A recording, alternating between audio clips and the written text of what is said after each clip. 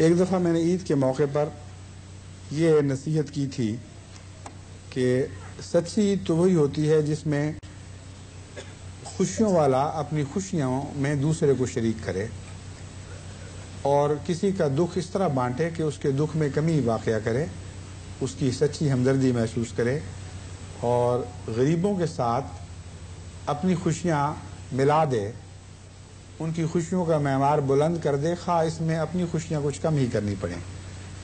اس نصیحت کو جماعت نے بہت ہی عمدہ طریقے پر قبول فرمایا اور ساری دنیا میں اس ہماری عید کی خوشیوں کے ساتھ یہ مضمون داخل ہوا اور بہت سے لوگ بھول گئے بعد میں، لیکن بہت سے ایسے ہیں جنہوں نے اس کو یاد رکھا ہوا ہے۔ اور اکثر عید کے بعد مجھے خطوں سے یہ پتہ چلتا ہے کہ جو لوگ بھی اس نصیحت کو یاد رکھے ہوئے ہیں اور اس پر مستقل عمل کر رہے ہیں، ان کی عید عام عیدوں کے مقابل پر بہت ہی زیادہ پرلطف اور عظیم روحانی کیفیات کی حامل ہو جاتی ہے۔ اور ہمیشہ لکھنے والے لکھتے ہیں کہ جب ہمیں یاد آتی ہے یہ بات اور تلاش کر کے محلے والوں کو پاس پہنچتے ہیں، غریبوں کی خوشیوں میں اپنی خوشیاں غریبوں کی خوشیوں میں ملانے کی کوشش کرتے ہیں، ان کے بچوں کے لیے کوئی تحفہ لے کے جاتے ہیں، کوئی گھر میں اچھا کھانا پہنچا دیتے ہیں، وہ جو کیفیت ہم دیکھتے ہیں وہ ایک ایسی عظیم جزا ہے کہ اس کی کوئی مثال نہیں ہے، کوئی دنیا کی دوسری لذت اس کا مقابلہ نہیں کر سکتی۔ بعض خطوں میں ایسے دردناک نظارے ہوتے ہیں جو خوشی کی دردناکیاں ہیں، خوشی سے بھی تو آنسو آ جایا کرتے ہیں۔ وہ کہتے ہیں کہ جب ہم پہنچے ایک غریب کے گھر، مجھے خط کا مضمون یاد ہے، ان کے ہاں واقعی ضرورت تھی، ایسی عید منا رہے تھے کہ جس میں کوئی کھانے کی اچھی چیز نہیں تھی، نہ گوشت تھا، نہ کوئی اور چیز، نہ کپڑے تھے۔ کہتے ہیں ان کی حالت، وہ باری باری جاتے تھے، دعا بن گئے، بار بار کہتے تھے کیا واقعہ ہو گیا، اللہ کی شان، آپ ہماری ضرورتیں لے کر پہنچے، ہماری عید ہو گئی، ہمارے بچوں کی عید ہو گئی۔ اس طرح بے اختیار دعائیں ان کے دلوں سے نکلتی تھیں۔ انہوں نے کہا کہ ساری عمر کی عیدوں کا مزہ اتنا نہیں آیا جتنا اس ایک عید کا مزہ آ گیا۔ تو میں اس نصیحت کو بھی دوبارہ یاد کراتے ہوئے آج ایک اور نصیحت کا اضافہ کرنا چاہتا ہوں، اور وہ یہ ہے کہ اپنی بیویوں سے حسن سلوک کیا کرو۔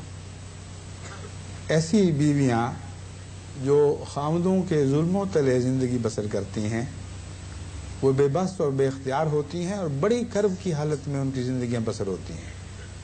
خاوند بدخلق ہو، چھوٹی چھوٹی باتوں کا خیال رکھنا تو درکنار، بد زبانی سے کام لے، تنگیاں دے، تانے دے اور اس بے غریب کے ماں باپ کو بھی تکلیف دے، آزار دے، پرآزار باتیں کر کے اس کے دل کو چھلنی کر دے، ایسا خاوند اپنی بیوی کے لیے مسلسل عذاب کا موجب بنا رہتا ہے اور وہ مجبور اور بے اختیار کچھ نہیں کر سکتی۔ اس عید کے وقت اگر کوئی سچا احمدی ہے، میری بات سن رہا ہے، میری بات کا اس کے دل پر اثر ہو سکتا ہے، تو میں اسے نصیحت کرتا ہوں کہ اپنی زندگی میں ایک انقلاب برپا کرے، پھر اسے سچی عید نصیب ہوگی۔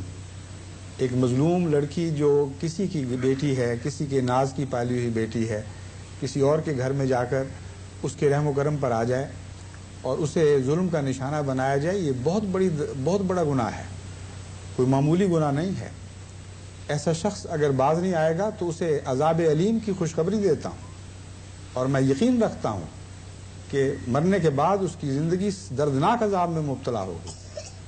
اس دنیا میں بھی اگر ہوش آ جائے تو ہوش آنے پر انسان کو بہت تکلیف پہنچتی ہے، لیکن میں یہ دیکھتا ہوں اور بہت سے خطوں سے مجھے یہ بات معلوم ہوتی ہے کہ اس ایسے ظلموں میں صرف خاوند شریک نہیں ہوا کرتے، بلکہ بہت حد تک ساسوں کا قصور ہوتا ہے۔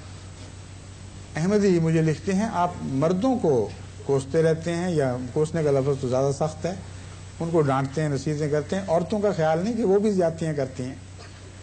عورتیں کرتی ہوں گی، کرتی بھی ہیں، جیسا کہ رسول اللہ صلی اللہ علیہ وسلم نے فرمایا ناشکریاں بھی کرتی ہیں، لیکن ناشکری کے نتیجے میں حضرت صلی اللہ علیہ وآلہ وسلم کا کیا طریق تھا اس کو دیکھو.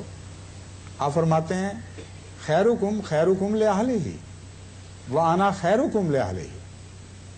تم میں سے بہترین شخص وہ ہے خدا کے نزدیک جو اپنے اہل کے لیے بہترین ہو، اور میں نمونہ ہوں بہترین ہونے کا. اہل کے لیے سب سے اچھا میں ہوں. حضرت صلی اللہ علیہ وآلہ وسلم نے تو کبھی کسی ناشکری کے نتیجے میں بدخلقی کا مظاہرہ نہیں کیا.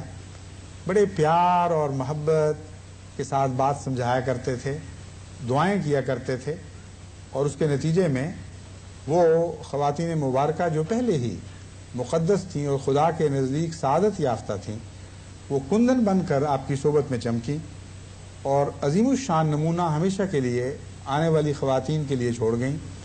ان کی ناشکریاں شکر میں تبدیل ہو گئیں. ان کو دن بدن یہ احساس بڑھتا چلا گیا کہ اس سے بڑی کوئی خوش نصیبی نہیں ہو سکتی کہ ہم حضرت اقدس محمد مصطفیٰ صلی اللہ علیہ وآلہ وسلم کے اخذ میں آئی ہیں. بس حضرت کے نمونے کو دیکھیں اور اس سے فیض پائیں. اگر ایسا نہیں کریں گے تو میں یقین دلاتا ہوں کہ اس سے آپ کو بہت تکلیف پہنچنے والی ہے. وہ خواتین جو صرف خاوند کے ظلم کا نشانہ نہ بنیں بلکہ ساس اور نندوں کے ظلم کا بھی نشانہ بنیں، ان کی عجیب کیفیت ہوتی ہے. خوشیوں کے موقع پر بھی ان کو نہیں چھوڑا جاتا. ایسے موقع پر بھی تان دیے جاتے ہیں جن میں ان کا کوئی قصور نہیں. ایک لڑکی نے مجھے خط لکھا کہ خدا کے لیے میری دعا کریں، مجھے خدا ایک بیٹا دے دے. 4 بیٹیاں ہیں اور ہر بیٹی کے وقت عذاب میں مبتلا ہو جاتی. ساس تانے دیتی ہے، نندیں تانے دیتی ہیں، خاوند کہتا ہے کیا جھوٹ جیسی چیز تم ہمارے گھر آ گئی ہو، کیا نحوستیں لے کے آئی ہو، ہماری نسل برباد کر دی، کوئی بیٹا نہیں پیدا ہوا. اور یہ نحوستیں جو ہیں یہ وہ ساسیں ہیں، ان کو نحوست سمجھتی ہیں اور نحوست کی تعلیم دے رہی ہوتی ہیں اپنے بچوں کو. تو کیا وہ خود عورت نہیں ہے؟ کیا وہ خود نحوست کا نشان نہیں ہے؟ ایسی ذلیل اور کمینی حرکتیں اگر احمدی معاشرے میں پائی جائیں تو ہم دنیا کو تعلیم دینے کے اہل نہیں ہیں. آج مغرب کا معاشرہ عورت کی عزت اور وقار کی بلندی کی باتیں کر رہا ہے اور اسلام کو اس بات میں طعنہ دے رہا ہے کہ اسلام میں عورت کا مقام نہیں. آپ لاکھ تعلیم دیں، اگر معاشرے میں واقعتاً عورت کے لیے عزت اور احترام کا مقام پیدا نہیں کریں گے تو آپ اس لائق نہیں ٹھہریں گے کہ اسلام کا پیغام کامیابی کے ساتھ غیر قوموں کو دے سکے. اور عورت کے ساتھ آپ کا حسن سلوک وہ بہترین معاشرہ پیدا کرے گا جو یہاں موجود نہیں ہے.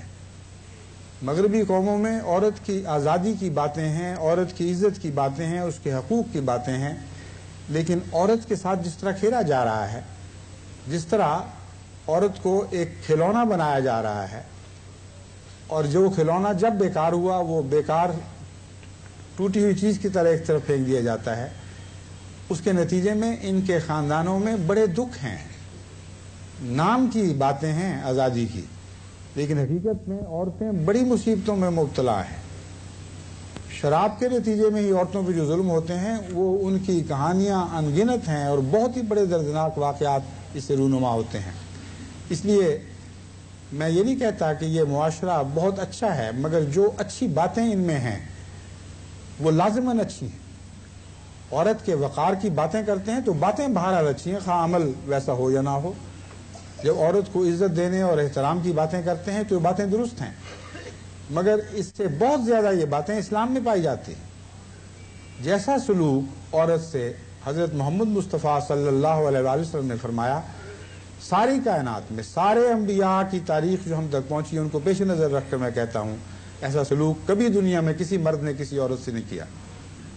یہ ہمارے لیے نمونہ ہے. اس سلوک کو اپنے گھروں میں جاری کریں تو پھر آپ کو حقیقی عید نصیب ہوگی، ورنہ بڑے درد میں مبتلا ہوں گے.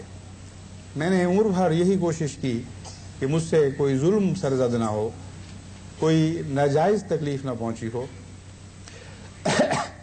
لیکن اپنی بیوی کی بیماری میں فلم کی طرح ساری زندگی کے ایسے واقعات میری آنکھوں کے سامنے آتے رہے جنہیں میں سمجھتا ہوں کہ دانستہ یا نادانستہ، جائز یا ناجائز طور پر میں ان کے لیے دکھ کا موجب بنا. بے اختیار بار بار استغفار کرتا رہا. میرے لیے مشکل یہ تھی کہ میں ان سے معافی نہیں مانگ سکتا تھا، کیونکہ مجھے ڈر تھا کہ اس سے وہ سمجھیں گی کہ میرا وقت قریب آ گیا ہے. عام طور پر وقت قریب آنے پر معافیاں مانگی جاتی ہیں، اس لیے خدا سے معافی مانگتا رہا کہ خدا جو کچھ بھی وقت گزر گیا، اگر میری طرف سے کوئی زیادتی ہوئی ہے تو مجھے معاف فرما دے، اور ان کی روح کو تحریک فرما کہ یہ مجھے معاف فرما دیں. اگر ان کی طرف سے کوئی زیادتی ہوئی ہے تو خدا کی قسم میرے دل سے سب داغ مٹ چکے ہیں اور میں کلیتاً راضی ہو کر ان کو رخصت کرنے والا ہوں. یہی دعائیں تھیں جو مجھے بے چین رکھتی رہیں، اور اس دوران مجھے ان مظلوم عورتوں کا خیال آتا رہا جن کے خاوند ابھی بھی غفلت کی زندگی بسر کر رہے ہیں. ان کو احساس ہی نہیں کہ وہ کس حالت میں اپنی عورتوں سے سلوک کرتے ہیں. اور میں نے سوچا کہ میں اس عید کے تحفے کے طور پر یہ نصیحت ضرور احمدیوں کو کروں گا کہ خدا کے لیے اپنے معاشرے کو جنت نشان معاشرہ بنائیں. سچی عید تبھی ہوگی جب آپ کا سلوک اپنی بیویوں سے ویسا ہی ہوگا جیسے حضرت اقدس محمد مصطفیٰ صلی اللہ علیہ وآلہ وسلم کا سلوک تھا. اس لیے آج اگر آپ اس غم میں میرے شریک ہیں، آپ اگر تعزیت کے خط لکھنے کی سوچ رہے ہیں، تو میری سب سے بڑی تعزیت یہ ہے کہ مجھے جماعت کی طرف سے یہ تسکین ملے، یہ خوشی کی خبر نصیب ہو کہ ہمارے مرد ہماری عورتوں کے لیے نرم گوشے اختیار کر چکے ہیں، اپنے گھروں کو جنت بنانے کا تہیہ کیے ہوئے ہیں، ان کی غلطیوں سے عفو اور درگزر کرنے والے ہیں، ان کو سچے شکر کی پیار اور محبت سے تلقین کرنے والے ہیں، اور سختی کی ساری باتیں جو ہمارے گھروں میں رائج ہو چکی ہیں انہیں یک قلم موقوف کر دیا جائے. خدا کرے یہ عید ہمیں نصیب ہو. تو میں آپ کو یقین دلاتا ہوں کہ اسلام کی فتح کی عید بھی اس عید کے ساتھ گہرا تعلق رکھتی ہے. اگر احمدی معاشرہ گھروں کو جنت نشان بنا دے گا تو خدا کی قسم آپ ضرور غالب آئیں گے، اور دیر کی بجائے جلد غالب آئیں گے، کیونکہ یہی وہ عملی نمونہ ہے جس کی آج دنیا منتظر ہے، اور سوائے احمدی گھروں کے کسی اور گھر سے ان کو نصیب نہیں ہو سکتا. اللہ ہمیں اس کی توفیق عطا فرمائے.